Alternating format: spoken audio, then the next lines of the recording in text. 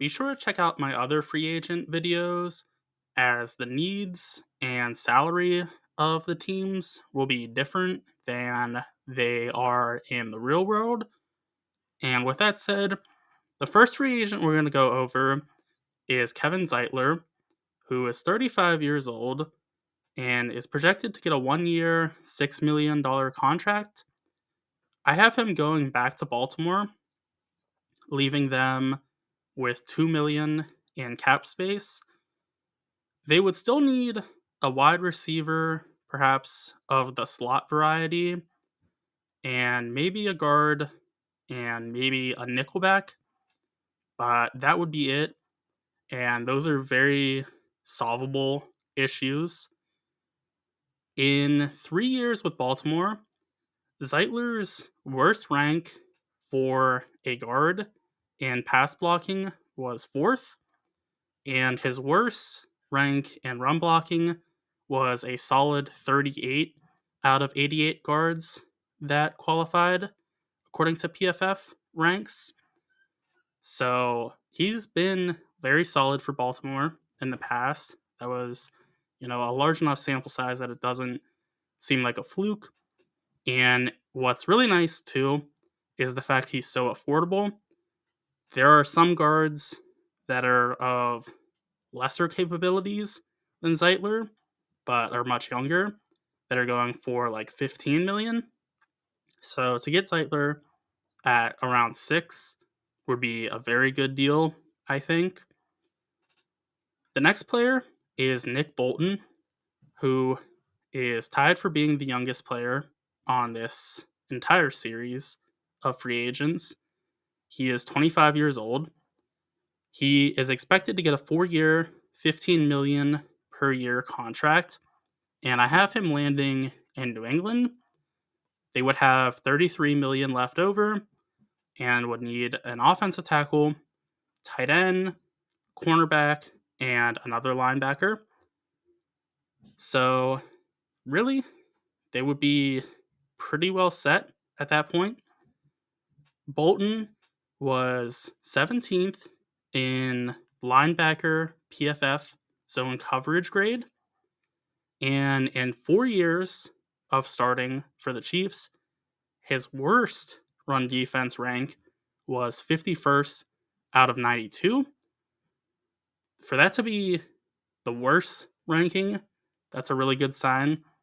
Bolton is not the greatest in advanced coverages, like really getting deep, gaining depth and manning up.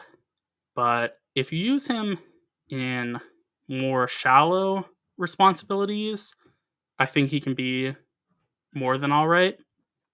And he really has been a good run defender throughout the years. So I think he could boost the performance of this defense a fair amount. I personally think 15 million is a bit rich, but I do understand the notion behind it because at 25 years old, he is, still liable to get better, and his baseline is solid. The next player is Asante Samuel Jr., who is also 25 years old. You generally don't see players in the 25-year-old range hitting free agency, but there are a couple good ones here. Samuel is projected to get 3 years, 15 million per year. I have him going to Jacksonville, leaving them with 34 million. They would need a center, guard, possibly a tight end, a slot wide receiver, and 2 defensive tackles plus another safety. So Jacksonville, the lowest cornerback man coverage percentage they ran was 34% of their snaps in man, which is 5 percentage points higher than the median percentage for a cornerback. So they were running a ton of man coverage. And Samuel, he is not the most seamless because throughout the years he's had varying levels of success in man coverage, but his most recent sample size was really promising in that regard, as in 2023, he didn't play this past year due to injury. Samuel's PFF man coverage grade was 67, which would be 24th best in the league. So, a low end number one corner or a number two, ideally. And Tyson Campbell is, someone that could definitely be a cornerback number one. So Samuel could really fit in nicely for the Jaguars. And, I don't like to get too obsessed with scheme fits in situations where coordinators or coaches might not be, super locked in for extended periods of time. But even if the Jaguars do continue with this scheme, I think Samuel is capable of excelling. And I also think, should they decide down the road they want to run more zone coverage, Samuel's going to be equipped for that as well. So I think he's a good fit. The Jaguars definitely need a cornerback. And though they do have, some pressing needs still, especially on the offensive line and with defensive tackle, they still have some money left over to attack those. And if they're going to run this scheme this upcoming season, they definitely need a cornerback to, help in running these difficult coverages. The next player is Tevin Jenkins, who is 27 years old. He is projected to get 3 years, $14 million a year. I have him going to Detroit, and they would be left with $21 million after signing him. They are so well set. They only possibly need guard and cornerback. So, they could theoretically go in with the previous signings and Jenkins and have no holes on their roster. Maybe you do want to attack those two positions, though, just to be reassured. But they would be in a really good position regardless. As a 3-year starter, his worst PFF run blocking and overall ranks for a guard would equal 20th. So he would be a very solid number one guard. And, he's not necessarily forced to be that if Graham is capable of returning to form. Then, Jenkins could be the second best guard, perhaps. Either way, if Jenkins is healthy and develops a little bit, or even just stays the same, he is a very good option for the Lions, especially because he's a complete mauler in the run game that fits Detroit's identity just perfectly. He is just so good at getting pancake blocks. He's so good at getting movement at the line of scrimmage. Overall, he is fantastic. So too is the next guard, the next 27-year-old guard as well, in Will Fries, who is projected to get a 4-year, $15 million per year contract. I have him going to the Chargers, which would leave $33 million for them to get a center, 2 defensive tackles, a cornerback, and maybe a linebacker. So they have not a whole lot of needs, really. They could get some pretty solid players in most of those positions. and still have money left over. Fries is great in run blocking. He's pretty similar to Jenkins in that regard. And Fries has really improved throughout his rookie contract. He only played in 5 games this year, but he looked like one of the league's best in those games. I am of the mindset that you really need to base opinions on large sample sizes. So I'm not going to put too much weight in the 5 games that he played, but it is, a glance into what he could be. And just throughout the past year or two, the full years, he really has gotten to be a solid player. So he has a good floor, seemingly. You want to see him come back at full strength after the injury. And he does seem to have a rather high ceiling as well. Fries, I think, just makes a lot of sense. There is the need. There is, you know, they're fit with a running game. He's better in the run game than as a pass protector. He's not bad as a pass protector, but he does his best work in run blocking. I think it makes a lot of sense. The next player is Talanoa Hufanga. He is 26 years old and is projected to get 2 years, 13 million per year.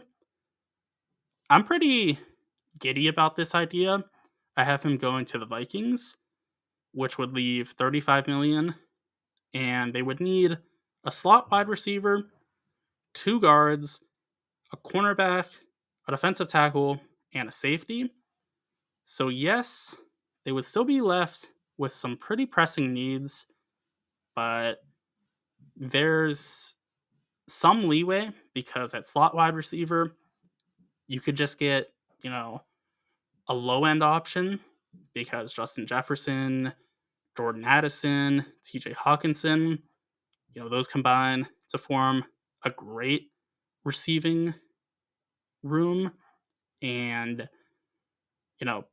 maybe Naylor improves so they don't even need one possibly. But you definitely want to get guards with McCarthy more than likely being the starter. He would benefit from having better protection because though he doesn't seem to struggle with processing, I think, any rookie quarterback, he's functionally a rookie, will benefit from having good pass protection because they may be a little bit slower to diagnose what's going on. Either way, Hufanga is somebody that could be a cornerstone for this defense as he's very versatile. He can be a chess piece that could be just used in so many different ways for the mastermind that is Brian Flores. And they really need safety in Minnesota. So Hufanga, I think, is a good fit. He fits the timeline. The Vikings definitely have a young core, and Hufanga being 26, he fits alongside that. The next player is Drew Dalman, who is also 26. He is projected to get 4 years, 14 million a year, and I have him going to the Rams, leaving them with 29 million. The Rams, I didn't realize just how well set they are until I really evaluated their roster. And, I knew they had some promising young players like Verse and Fisk and Nakua and others. But looking at their roster, there's not too many holes. Maybe they need tight end. Tyler Higbee is a question mark. They need a defensive tackle because Fisk is really poor as a run defender at the moment. And they might need an edge rusher because Byron Young is not very good in that regard. He's not awful, but he's more of a pass rusher for sure than he is a run defender. So maybe you want Young being the pass rushing specialist. That's something to consider. As for Dillman, he is perfect for wide zone. The Falcons run a lot of it, and it is what's natural for Sean McVay. McVay is very pliable. He can, you know, shift as players' skill sets are different year to year. But I think ideally McVay wants to run wide zone. And Dillman, he's still big enough for power runs as well. Center is usually a position that's a little bit smaller than the other offensive linemen, but still, Dillman is 300 pounds, so he's not light. So he would keep open the scheme flexibility and is just really overall a fantastic player. He's a very high end center and is still young. So he fits the timeline as well. I think it makes sense in a lot of different ways. The next player is Carlton Davis, the third, not the second or first. And he is projected to get 3 years, 14 million a year. I like him to Arizona.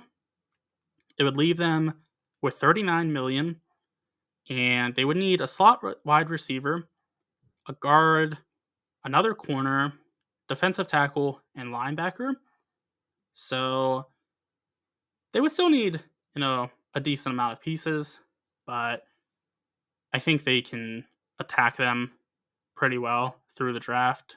A lot of those positions are, pretty strong in the draft. And additionally, they still have a good amount of money. With Davis, he's a very balanced cover corner.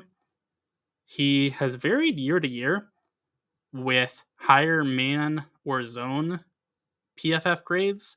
So, that's a good testament to the type of player that he is. He can really play in any sort of scheme. He was doing rather well in Detroit, who basically exclusively run man coverage. Not really, but they run it at about as high of a propensity as any team in the league. And Davis is also known for having success in Tampa, where Bowles runs a fair amount of zone, like a rather high amount. So then I think Davis really can, excel anywhere. Jonathan Gannon is very balanced, so I think it makes sense to pair a balanced corner with a balanced defensive mind. So I think that makes sense all around. The next player is Aaron Jones, who is 30. Gasp, a 30-year-old running back being a free agent. Stay away at all costs. But in this case, 2 years, 7 million a year. That's, I think, pretty acceptable for a rather high-end option. I have him going to Denver, leaving them with 11 million in space, needing tight end, cornerback, and a linebacker or two. So they definitely don't have everything settled, but they're going to be able to attack, I would say, at least tight end through the draft because there are some good tight ends available, be it in the first or maybe down the road or down the line. And with a linebacker position, it's generally not a very expensive one. So there's options there as well. Sean Payton, he made great use out of Alvin Kamara. I don't think that's, too hard to do, but Payton did I would say, get about the most you could out of Kamara. And Aaron Jones is basically diet Kamara. Jones was 7th in receiving yards for running backs and 12th in missed tackles forced. So he can get it done in every which way, even though he is a bit old. But the Broncos, for the most part, are kind of ready to win now. And I think going after a running back is thereby, viable for them. Whereas in most cases, I'd say stay away from a running back in free agency just because you can generally draft one late in the draft or sign, undrafted free agent that can contribute. But in this case, I think Jones to Denver is logical. The final player for this segment of free agency is Justin Fields, who's 26 years old, is expected to get a modest deal of 1 year, $11 million, and I have him going back to Pittsburgh. They would have $28 million left and would only need definitively a wide receiver, but I think more than likely they would also need an offensive tackle and probably a cornerback as well if they're really trying to compete this year. So that's, possibly something to address. As it pertains to Fields, though, my quarterback stat with several advanced stats merged together had Fields as quarterback number 21. So, a pretty low end starting option. Not the worst, though. Even with having the 25th average depth of target, he still was third highest in time to throw, which is really his issue. He just does not process at a very high level. And, at this point, I'm kind of thinking that might just be permanent. I don't really know if, that's something that can change past like the age of 25, especially. That's, that seems like a reasonable number for some concern. And just especially, there hasn't been any progress made in that regard. So I do think that's a big chunk of why he's so cheap. But, there is some upside still associated with him. I think, if he's used correctly, he can be somebody that helps get the run game going. So there is that. And, I think ideally he's doing a bit more deep passing because he does throw a pretty solid deep ball. And if it's going to take him 3 seconds to process what's going on in the field, at that point, the deep routes are going to be, coming to fruition. So I think it's better to have deep passing going on at the 3 second mark and as opposed to, having 3 seconds to hit a flat route that, gains 2 yards. So there is something with Fields. I don't have the highest hopes for him, but I do think, sign him to a cheap deal, have a very good team around him. There is some possibilities there. Overall, those are my thoughts on this segment of free agency. Be sure to let me know what yours are in the comment section. And also be sure to like and subscribe for more football content.